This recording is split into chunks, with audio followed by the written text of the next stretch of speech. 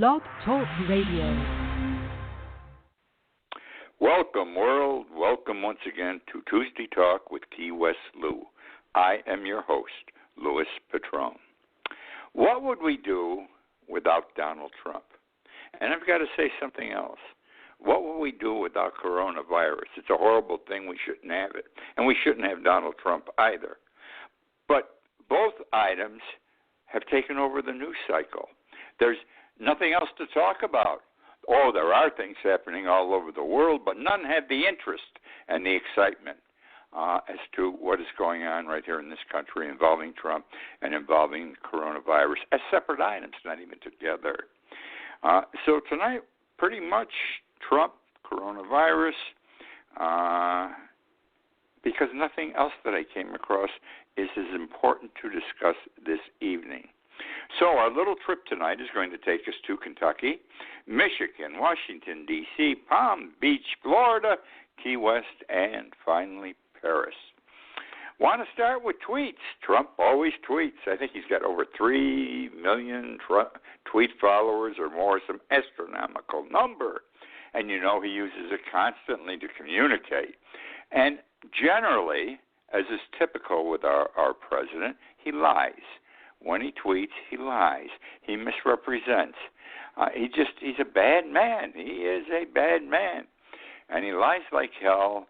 And Tweet's been going along with him. The 3.5 years the man has been president, Tweet keeps publishing whatever he says and doesn't check into anything. It's all over now, though, folks. It was announced today by Tweet that henceforth they will be fact-checking Trump's tweets. Can you imagine? They're going to be busy all day. They're going to need 300 people to fact-check what he says. Two things brought this to the point where something had to be done, and they all of them happened. The two items happened since last Friday. Number one is this mail-in the ballots thing in California. California wants to have ballots can be mailed in. The whole country is leaning that way.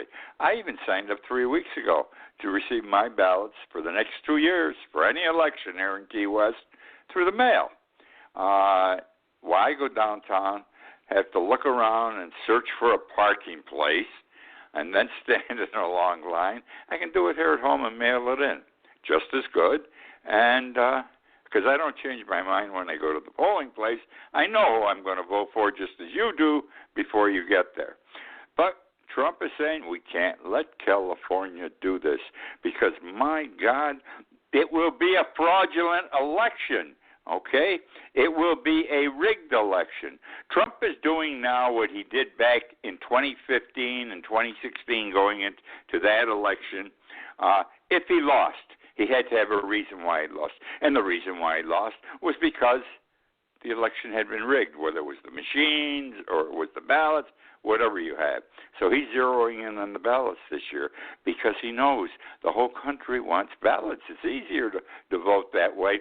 And why in a time of extreme epidemic emergency, coronavirus, COVID-19, go and stand in line. I don't care if you're 6 feet apart. People are going to get sick. I mean, this virus jumps here, jumps there. It moves around quickly. So he doesn't want it, and he came up with this fraudulent and rigged election thing again. The second item happened on Friday. Joe Scarborough, Morning Joe. This shocked the hell out of me because Trump pulls him from left field, the things he wants to talk about. Back in 2001, 19 years ago, there was a female staffer in Trump's office, a young lady, and she fell while getting something in his office from I don't know where, but she fell. She banged her head. She died.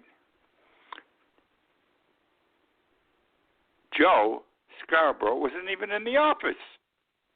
Trump comes up last Friday and says, He says, guess what?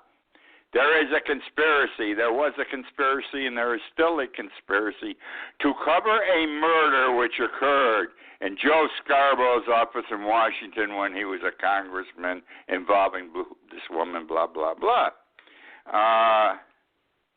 Pure bullshit.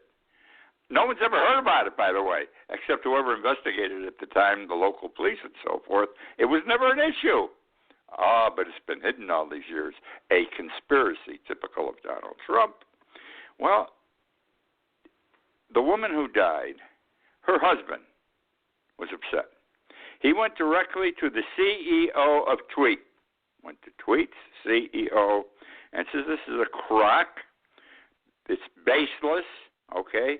There's nothing involved here. Anything said, conspiracy, Joe Scarborough might have murdered my wife, and they're coming. This is all bullshit, the guy told him in effect, and I want you to do something about it. So between the ballot fraud thing, paper ballots, and this young lady in 2001 who unfortunately died in Congressman Scarborough's office, Tweet has announced they're not going to put up with this anymore, and they're going to fact-check everything he says.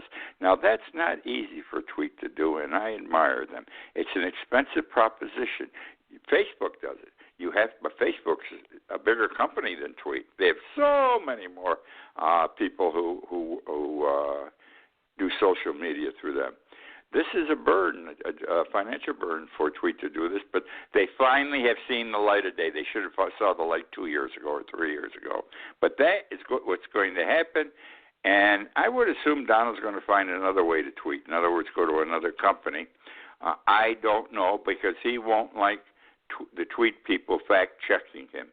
He loves being able to get on Tweet and lie and lie and lie and cause havoc and trouble all over, not just in our country, but all over the world. Which now brings me to a very disgusting situation. Something we have to think about. What I'm going to share with you already know. I hope you know. I haven't heard that much about it, though. So I'm wondering if everyone knows about it. I want to talk about what I call the shades of the Ku Klux Klan. Andy Beshear is the Democratic elected governor of Kentucky, okay? And he's locked down Kentucky. And he continues to lock it down. He's opening it up a little bit, but he believes he's doing the right thing with the health issue. And, of course, a lot of people don't like it. So all of a sudden, I think it was Friday or Saturday or Sunday. It might have been Sunday. It was this weekend, Sunday, I believe. There was a right-wing protest, not an anti-right-wing protest, a right-wing protest in the Capitol. And then the group marched down to the governor's mansion. And they were marching and yelling and carrying signs that said, "Take back Kentucky." You know, who are we going to take it back from? Are we doing a terrible thing? Take back Kentucky. When they got to the governor's mansion, they hung the governor in effigy. They threw a rope over the branch of a huge tree. They had a dummy put together. It was the size and looked like a man, and they hung him. They hung him, and this man was the governor, to represent the governor. They hung the governor in effigy. Now, not only that, but there was a sign that they made and put on the chest of the person being hung in effigy, the governor. And the message on the sign was 3 words, and they were in Latin: Sic semper tyrannis. Sic semper tyrannis. Now, what do those words mean? Well, those were the words that John Wilkes Booth said after he assassinated Abraham Lincoln.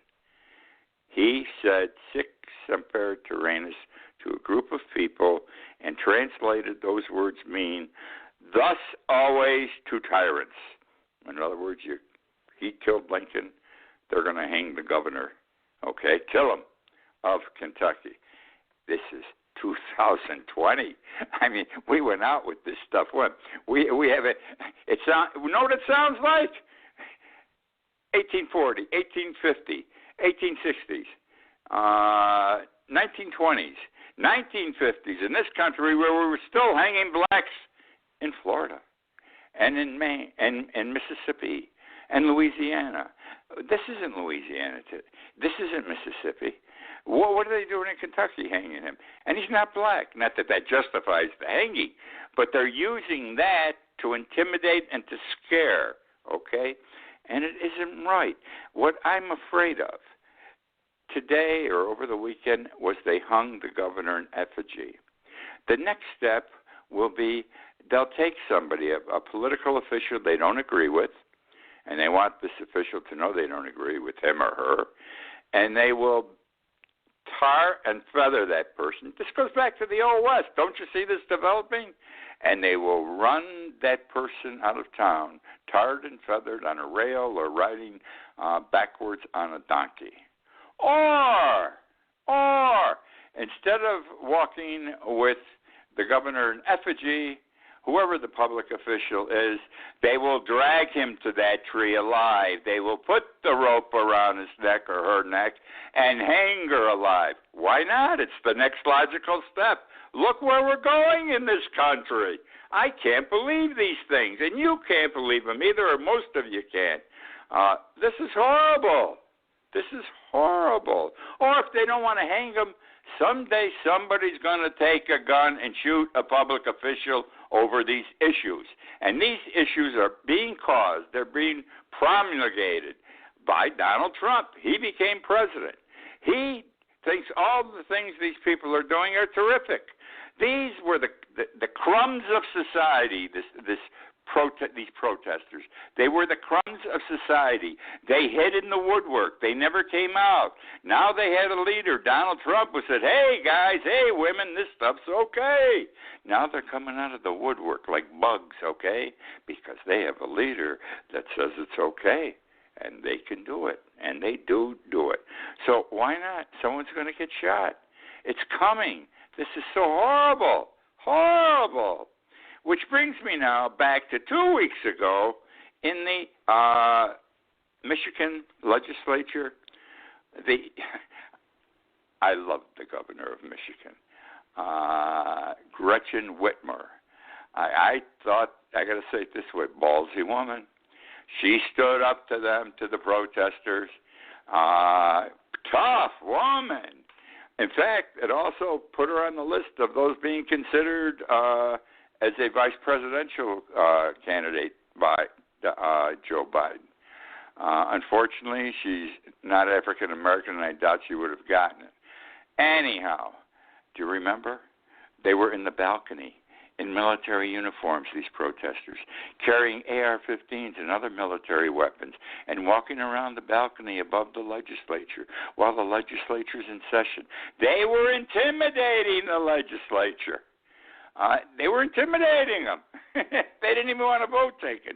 They probably would have won the vote because they have two more Republicans, I think, than Democrats. But the legislature canceled. In fact, they knew something bad was going to happen the next day. They said at such and such a time tomorrow we're canceling, and so nothing bad happened. But it could have happened. Which now brings me to, this is funny. This is sad. Many of us are married. I'm no longer married, but I had the pleasure of being married for 52 years. And occasionally a spouse screws up. During the course of my marriage, there were occasions when I did something stupid. And during the course of my marriage, there were times when my wife did something stupid. That's life, okay? That's human nature. But you got to think before you leap when you are married to a public official, especially a governor. Now, Gretchen Whitmer, the female governor of Michigan, is married. She has Michigan in lockdown. Stay at home. That's one of the things that people are unhappy with, and they protest her. They want her to open up the business world for them again, et cetera, and she's fighting it. She thinks she's doing right. This thing isn't over, this coronavirus, and we haven't even seen the end of it yet, and it's going to come back again in the fall. We got to do things right. And people are supposed to stay home, especially over this Memorial Day weekend, like it was breakout time. The whole world was swimming and boating and bar hopping, everything next to each other. No 6-foot distance, no face masks. Oh, in 4 weeks, mark my words, there's going to be a streak of new wave, is the way to put it, of coronavirus cases in the United States. And it's going to be because of what happened this week and last week and what's going to happen this week. And we're opening up Key West June 1st, where I think is sheer stupidity. Anyhow, what did her husband do? Okay? They have a boat. Nothing wrong with that. And they keep their boat. They have it stored north of the capital, a distance away, because there's apparently a lot of lakes in the northern part of Michigan. And here it is. I think this happened on Friday or Thursday.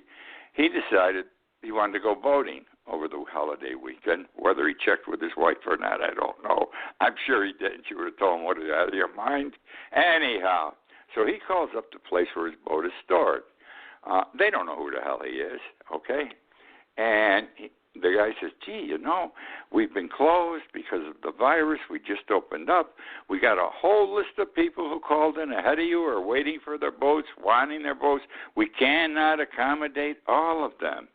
So the governor's husband said, would it make any difference if I told you I was the husband of the governor? He said, no, I can't. I still got all these other people.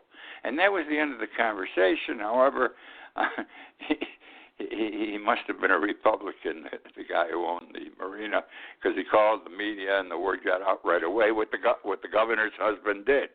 Now, our dear governor, who's fought the big battle, the great battle, the courageous battle in Michigan, looks like a first-class ass because her husband did what he did. But that's life. We all screw up. Our spouses screw up. That's the way it goes.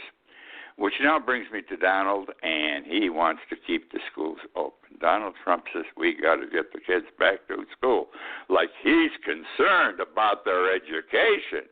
We all want our kids to be educated, whether they go to college or not. We want them to experience, to achieve the best.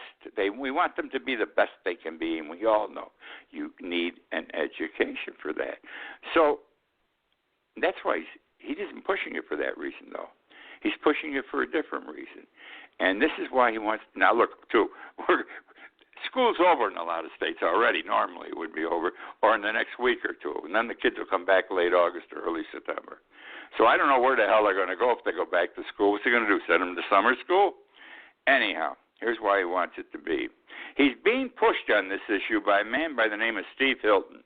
He is a British commentator. This past week, a few weeks ago, he was on a Fox panel, okay? And, here's the position this guy took. He said, and I quote, if children don't go to school, there won't be a recovery. He was referring to an economic recovery, which Trump keeps pushing. Schools must be reopened now. So Trump goes on TV this weekend, as soon as possible. ASAP, he tweeted, we got to open the schools. He's been pushing it for a couple of months. Besides, and what Hilton said also, and this is what Trump has been saying, if the kids can't go to school, parents can't go to work. This is all about the economy, not about the welfare of our children. Mothers, because mothers and fathers both work today. They've had for many years to do so in order to support their families, pay the bills. And now what's going to happen is the women got to go back to work. But if the women go to work, the babysitter was the school.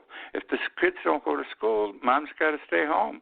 She can't go to work. If she isn't working, where she works, those businesses can't open. That's the story there. Where am I here? Let's see now. Social Security.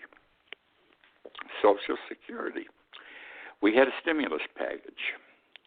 And recipients of Social Security not working, who have not filed an income tax return for the past 2 years, but who received their Social Security check by direct deposit were entitled to receive a check for $1,200, to have a direct deposit into their account of $1,200.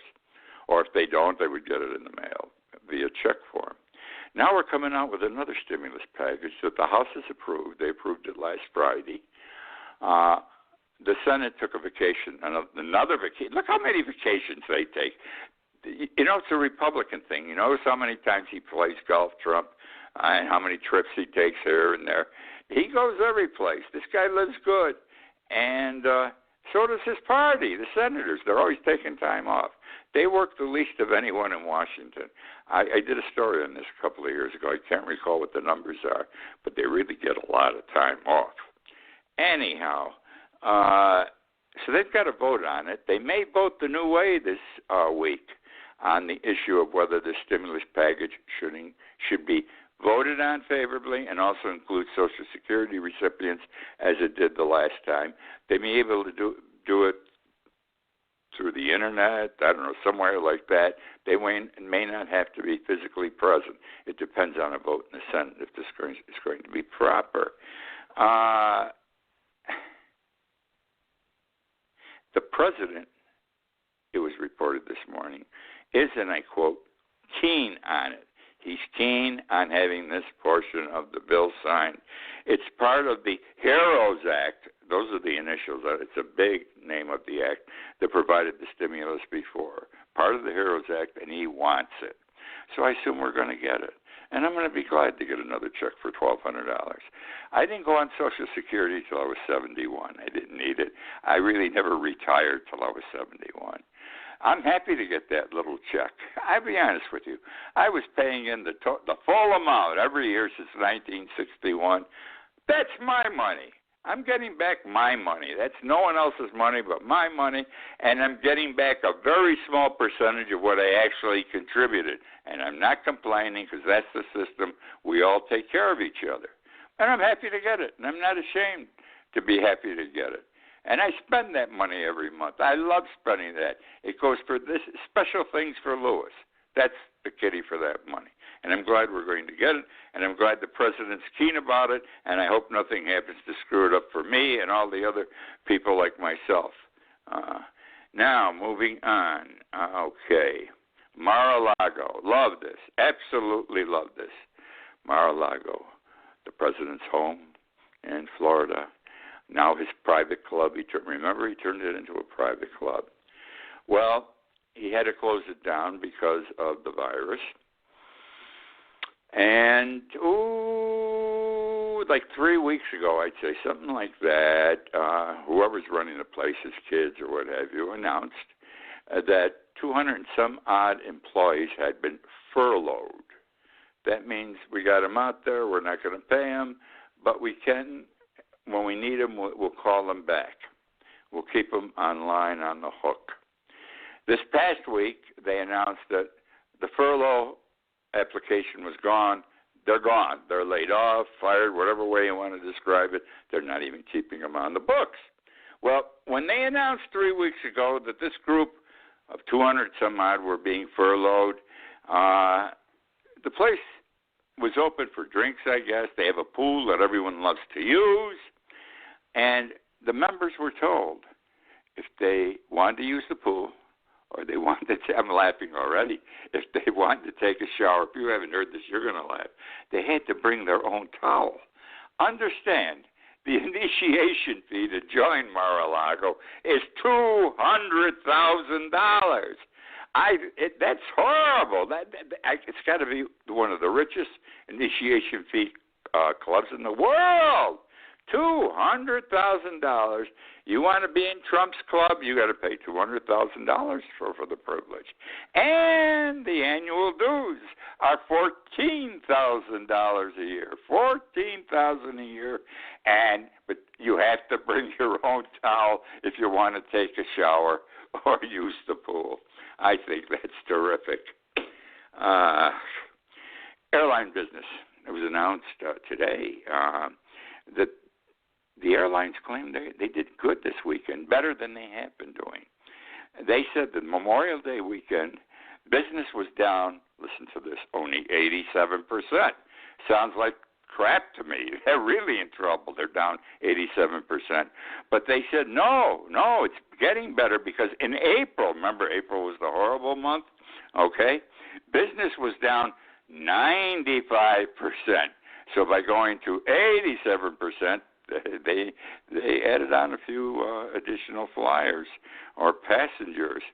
But they do admit it's going to be a long road back for them, and I can believe it with what has been,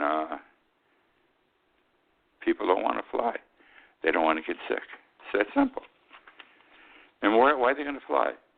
People are just going to start coming to Key West this next weekend because the town's sort of opening up. I hate the fact they're coming. I'm not leaving my house yet. I'm in my 76th day of self-quarantine. I'm neither proud of it nor ashamed of it. It was something I felt I had to do. I'm 84. I have a bad heart. I have high blood pressure. I've got all the contributing factors to getting the disease. So I stay in. I assume it's going to take at least another month for me to get out of here. I've got to tell you, it doesn't bother me. It doesn't bother me at all. I read and write all day. That's how half my life down here has been for 6-7 hours a day. Now it's turned into 10 or 12 hours a day. So I'm becoming smarter. I read and I write. And this has not been a bad venture for me. I only had one bad day where I thought I was going buggy. Okay, so anyhow, what was I going to share with you here? That the Memorial Day weekend was bad across the country. It was, even in Key West, it wasn't open. I don't know where the hell these people came from. They could drive in, and they're not flying in. But the bars, all over the country, from what I understand, including Key West, they take the stools away from the bars. You're supposed to stand 6 feet apart. People were standing at the bar shoulder to shoulder, boozing it up and having a good time, sitting at tables together on the beaches, all cuddled together under the umbrella or sitting close to each other on the blankets. People are going to be sick in 4 to 6 weeks. Inevitable. Guaranteed. Unless God is really good, it's going to happen. I got a little more time. Melania, the president's wife. I like her. I don't know if I like her because she's a good-looking woman, or on occasion she does things the right way, but sometimes she doesn't. Anyhow, you recall during the campaign, 2016 campaign, the president said, I forget what it's called, but he says, if you can grab him by the crotch, in effect, you can get him to do anything. My God, he's talking about a woman. If you grab him by the crotch, you can get him to do anything. No person could be elected president of the United States after saying that. But Donald Trump was. And someone asked her about that recently, you know, how she felt about him saying that about women. And here's what she had to say, and I quote, I have 2 boys at home. I have my young son, and I have my husband. But I know how some men talk, and that's how I saw it. In the end, Trump will continue to act like a little boy, and his base will excuse him. Isn't that amazing? She has to tolerate it, and she, or doesn't have to, she does. It's her choice. She's a tough woman, so I don't know why. The Girl Scouts visited the White House last week. They all wore their masks. Melania was entertaining them. She did not wear a mask. Sets a good standard for these kids. That's about it for tonight. My time is running out. I enjoyed doing the show tonight. I hope you enjoyed listening to this stuff. I'll be back again next week to talk with you. I had a miss last week. I fell down the stairs. Second time in 2 weeks, I fell down the stairs. Terrible. Anyhow, I do a blog every morning. I want you to read it. That's why I keep repeating this every week. All you got to do is type keywestlou.com, and up comes my blog. If you like the show, you like the blog. If you don't like the show, don't read the blog. But it's entertaining. I cover a lot of stuff, about 1,200 words, cover a lot of action. So I'd appreciate it if you read it a couple of days. I believe if you read it 3 times, it'll become part of your life. Other than that, this has been fun again. Thank you for joining me. Look forward to being with you again next week.